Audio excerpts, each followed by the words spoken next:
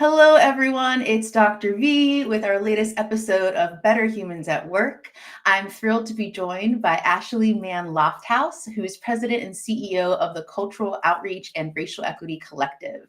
As an organizational anthropologist, and I'm so excited to dig into that, Asheli draws from her personal background and 15 years of DEI, human resources, and organizational development expertise to lead and design the implementation of organizational, community, and educational strategies that foster a culture of belonging and inclusion aligned with entity imperatives.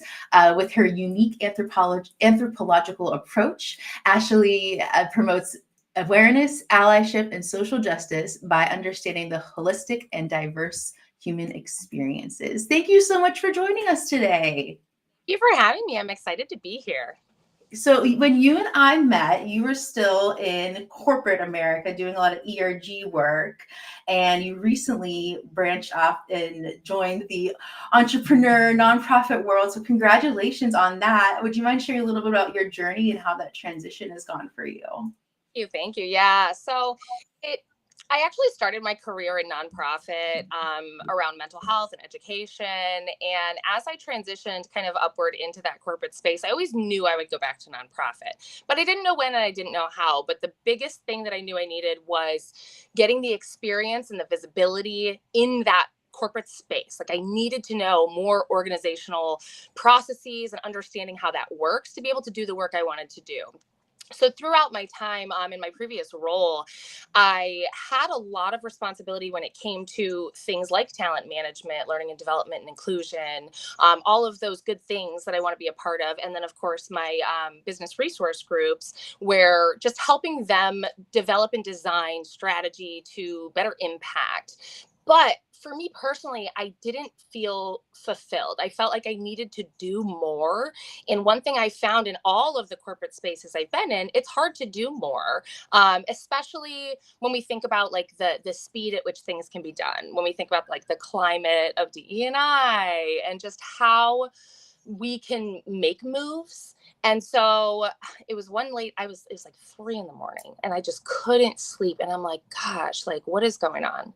And that was it. It was that this was just racking my brain. And I was like, I've been doing this work on the side, supporting other nonprofits and other community organizations to kind of build this collective of networks where we're all working for the same goal. So how can we do that together for a bigger impact? And that was it. That's all she wrote. I went on, I filled out the application and moved forward. And it was scary, of course. Like I'm still like, this is what we're doing here, but it just feels right.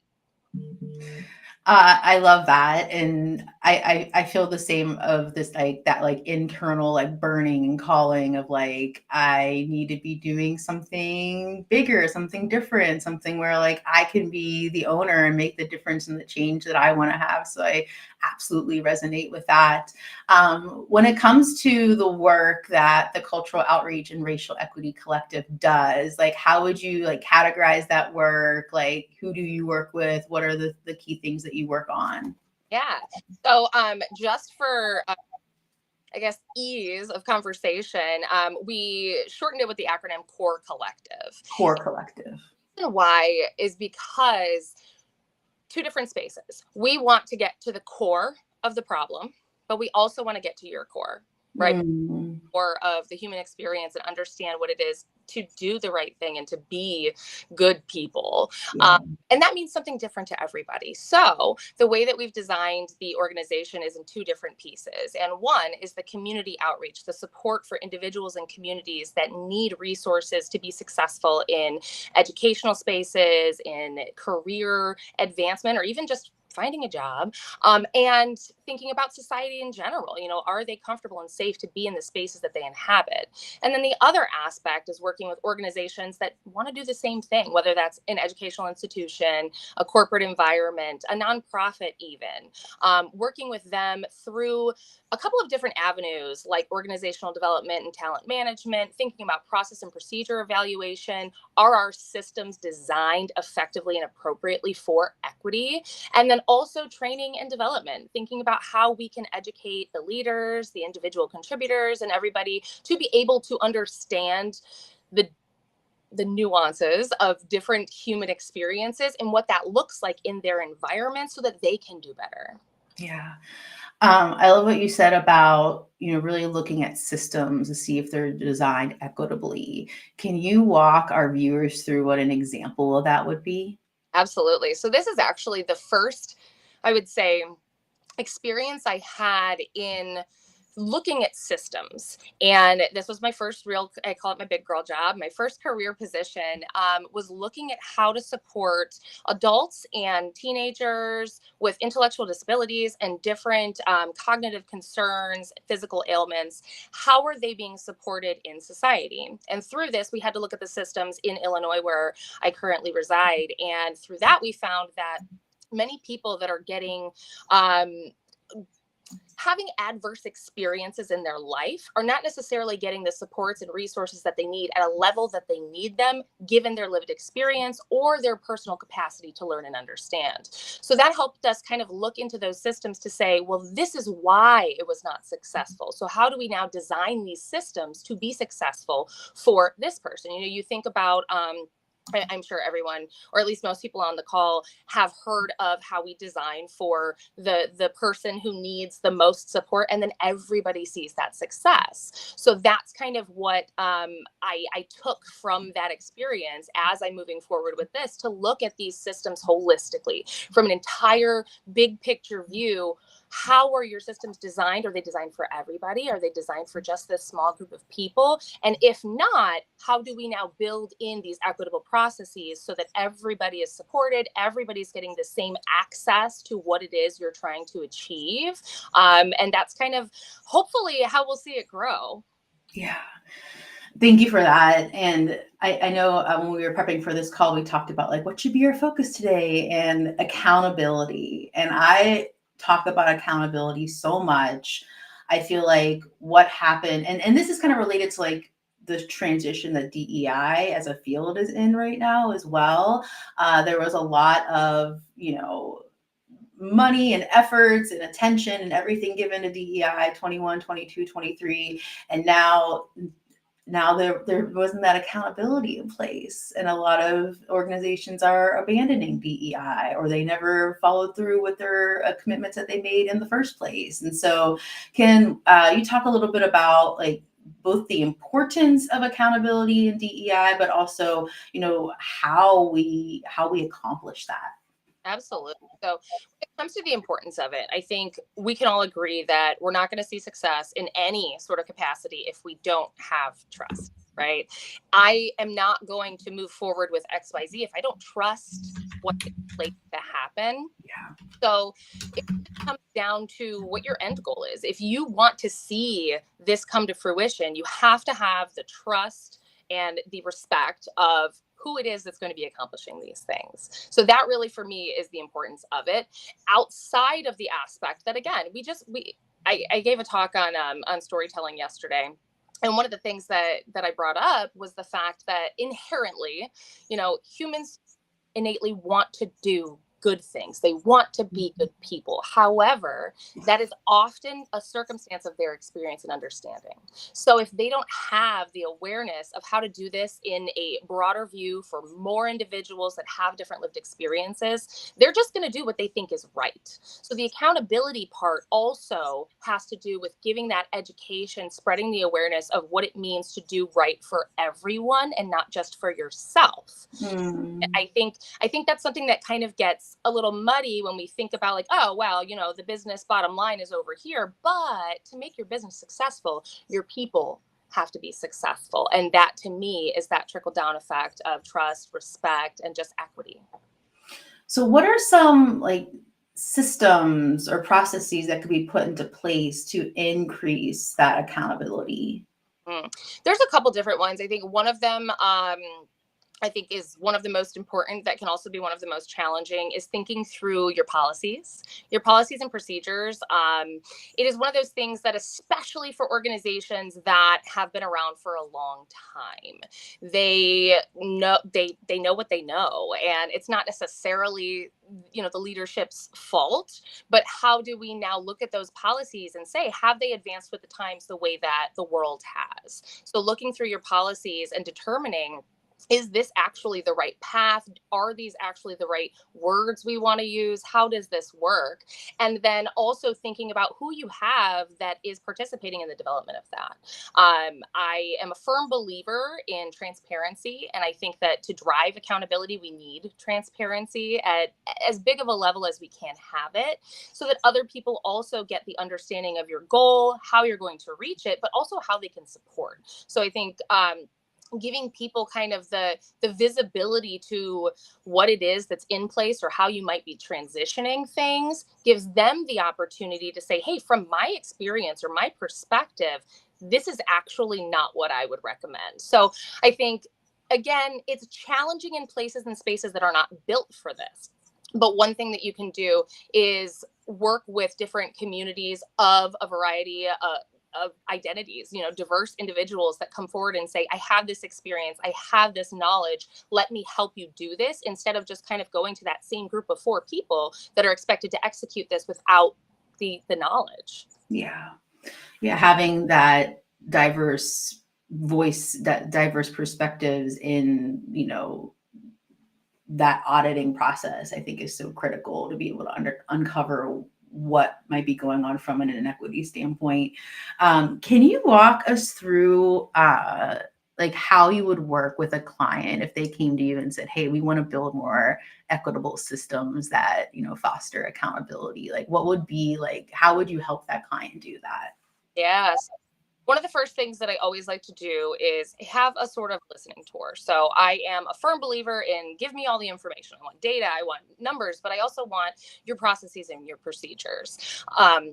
And then once I do that, deep dive review into what it is that you have, I need to know your end goal. And so through that, being able to fill in those middle pieces of like, how do we get from here to here, is talking to the people, the leadership teams, the legal team, the people that have these different experiences in the workplace, to understand how they're feeling about how it's going, and then really putting all of that together in a really nice package to say very clearly and very simply, this is where we're at, these are the things that you need to do, these are the things that would be nice to have, and this is where we're going to end up. It really comes down to, again, that communication, transparency, and just vulnerability, making sure that my clients know that I'm here for them, as well as the community. I think one of the things that I have a really great experience in is having time spent in different organizations, from nonprofit to education, state run and corporate, to understand those systems and how they can evolve, but also how they're similar. I think that a lot of the times people don't think that there's a connector there when there really is. So being able to use that experience and say, I've worked for an organization that was very far behind the line of DE&I, a very conservative organization that was just not quite there, but they were very understanding that they were not there, and they wanted better, but they knew that they couldn't just flip the switch and they were there. They knew that they had to take baby steps because of the culture of the company and the leadership. So now everything is designed specific to what it is that they need. And that's why I designed the organization in that way, is that everything is individual, everything is circumstantial. How do you need these things, using this same basic framework, but understanding that this is how your leadership is going to get the accountability we want to see, because it's designed for you. Yeah. Yeah. And I think that's such a great call out, that, you're not going to get there overnight. It's alluding to, it is not a check the box, exercise.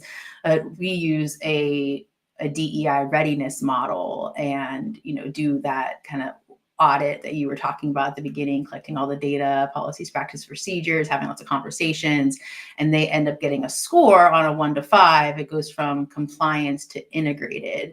Rarely is a 5 awarded, but I always say, like, this isn't a grade. Like, this isn't like you're failing or an F or D or B or whatever. It's where you are now. And by understanding where you are now you know what you need to do to get to that next step, right? And so it's fine if you're starting at a 1. It's fine. Yeah. And now you know what you need to do to get to the 2, but you're not going to get to the 5 right now. That's a 20-year plan, right? And so it's just a good grounding to, like, you're not going to get it all done, and that's okay, because should be an ongoing process. Yeah. What's your take on the organizations that have, in the last year or so, like, bailed out on DEI because they had no accountability? Mm-hmm. That's funny. What I was going to say was about the idea that it is embarrassing that they're not doing well enough, right? Don't want to admit that they committed and then they backed out. So they find other ways to say, okay, we're going to focus on this, but this is still built in over here. At the conference I was at earlier this week, one of the individuals said that they were now lumping their DE&I initiatives under ESG.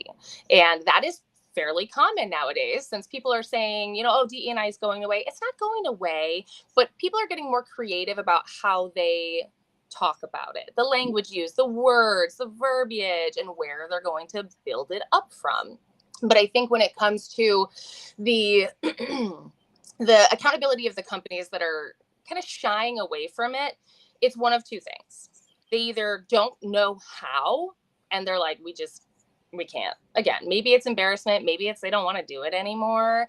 But the other side of that is the fact that maybe they just weren't ready.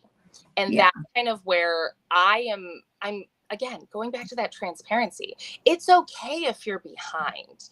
It's a scary thing to change an entire culture, especially when the world is on fire. But we can make baby steps. We can take your score and we can say, these are the things we need to fix. Let's do it a little bit by little by little, but understanding the business's priorities. And that's something else that I built into my processes, is understanding the organizational goals, right? Because as much as we do this for the people and we do this for the space, we know that the business has a bottom line. So how can we now connect in this work to that work so that it's all, like you said, integrated into what we're doing and how we live?